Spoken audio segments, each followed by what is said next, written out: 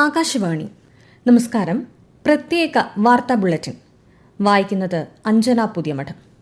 കേരളത്തിൽ നിയമസഭാ തിരഞ്ഞെടുപ്പിൽ 78.27% പോളിംഗ് രേഖപ്പെടുത്തി.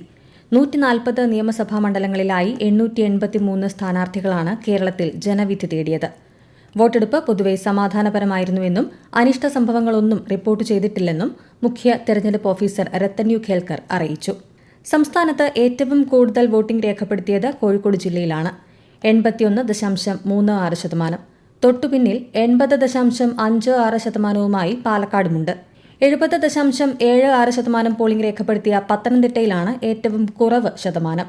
തിരുവനന്തപുരം 77.04%, കൊല്ലത്ത് 76.29%, ആലപ്പുഴയിൽ 77.39% പോളിംഗ് രേഖപ്പെടുത്തി.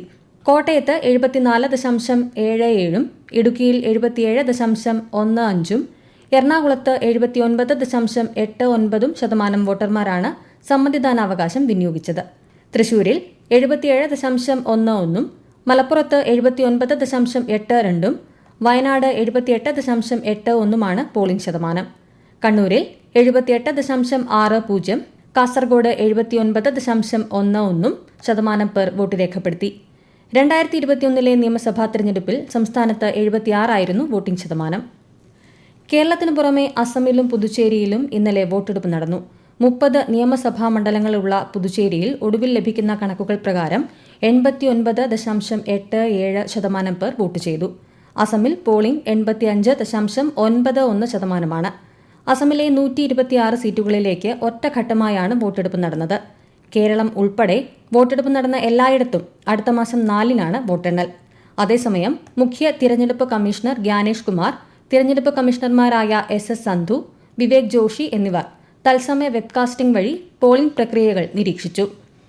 പശ്ചിമബംഗാളിൽ 2ാം ഘട്ട തിരഞ്ഞെടുപ്പിനുള്ള നാമനിർദ്ദേശ പത്രികകളുടെ സൂക്ഷ്മ പരിശോധന ഇന്ന് നടക്കും. 1ാം ഘട്ട തിരഞ്ഞെടുപ്പിനായുള്ള പത്രിക പിൻവലിക്കാനുള്ള അവസാന ദിനം ഇന്നലെയായിരുന്നു. ഈ മാസം 23, 29 തീയതികളിലാണ് പശ്ചിമബംഗാളിൽ വോട്ടെടുപ്പ്. ഈ മാസം 23-ന് വോട്ടെടുപ്പ് നടക്കുന്ന തമിഴ്നാട്ടിൽ നാമനിർദ്ദേശ പത്രിക പിൻവലിക്കാനുള്ള സമയപരിധി ഇന്നലെ അവസാനിച്ചു. വിരലിൽ മുറിവുമായി എത്തിയ തൃശൂർ കണ്ണംകുളങ്ങര സ്വദേശിനി അക്ഷരയ്ക്ക് വോട്ട് ചെയ്യാൻ കഴിഞ്ഞതായി മുഖ്യ തെരഞ്ഞെടുപ്പ് ഓഫീസർ രത്തൻ യു ഖേൽക്കർ. സമൂഹമാധ്യമത്തിലൂടെയാണ് ശ്രീ ഖേൽക്കർ അക്ഷരയെ അഭിനന്ദിച്ച് സന്തോഷം പങ്കുവച്ചത്. അക്ഷരയുടെ ഇടത്തെ കൈയിലെ ചൂണ്ടുവിരലിൽ മുറിവുള്ളതിനാൽ മഷി പതിപ്പിക്കാനാകില്ലെന്ന് ചൂണ്ടിക്കാട്ടിയാണ് പ്രിസൈഡിംഗ് ഓഫീസർ വോട്ട് രേഖപ്പെടുത്തുന്നതിൽ തടസ്സം ഉന്നയിച്ചത്. പിന്നീട് മുഖ്യ തെരഞ്ഞെടുപ്പ് ഓഫീസറിന്റെ രേഖാമൂലമുള്ള ഉത്തരവിലൂടെയാണ് അക്ഷര വോട്ട് രേഖപ്പെടുത്തിയത്.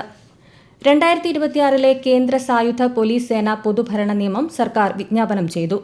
രാഷ്ട്രപതി ദ്രൌപദി മുർമു ഇന്നലെ ബില്ലിന് അംഗീകാരം നൽകിയതോടെയാണ് നിയമനിർമ്മാണം ഗസറ്റിൽ പ്രസിദ്ധീകരിച്ചത്.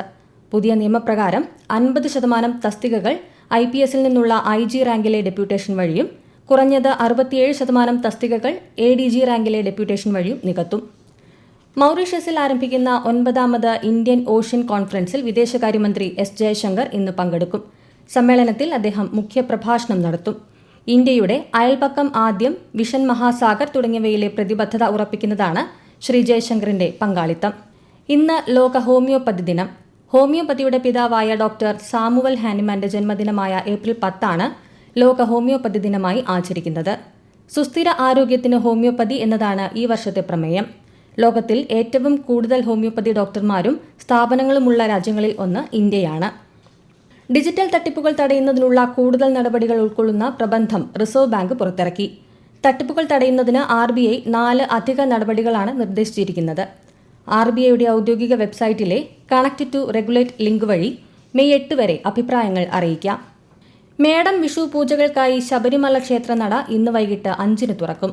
വിഷുദിനത്തിൽ പുലർച്ചെ 4-ന് നട തുറന്ന് വിഷുക്കണി ദർശനവും വിഷു കൈനീട്ടവും നടക്കും. ഈ മാസം 15-നാണ് വിഷുപൂജകൾ നടക്കുക. തീർത്ഥാടകർക്കായുള്ള വെർച്വൽ ക്യൂ ബുക്കിംഗ് ആരംഭിച്ചിട്ടുണ്ട്. IPL ക്രിക്കറ്റിൽ ഇന്ന് രാജസ്ഥാൻ റോയൽസ് റോയൽ ചലഞ്ചേഴ്സ് ബംഗളൂരുവിനെ നേരിടും. ഇന്ന് രാത്രി 7:30-ന് ഗുവാഹത്തിയിലെ SCA സ്റ്റേഡിയത്തിൽ മത്സരം ആരംഭിക്കും.